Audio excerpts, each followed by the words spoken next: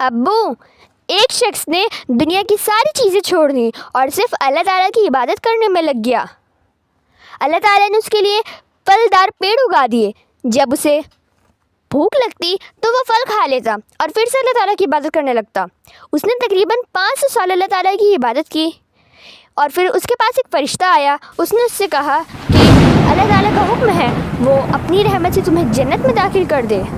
اس شخص نے کہا، میں نے 500 سال عبادت کی ہے، میں اپنی اعمال کی وجہ سے جنت میں جانا چاہتا ہوں، نہ کہ صرف رحمت کے سہارے۔ تو وہ فرشتہ چلا گیا اور پھر کچھ دیر بعد ترازو کے لے کر واپس آیا۔ تو اس ترازو میں ایک طرف اس بندے کی ایک آنکھ کی نعمت رکھی گئی اور دوسری طرف اس کے 500 سال کی عبادت۔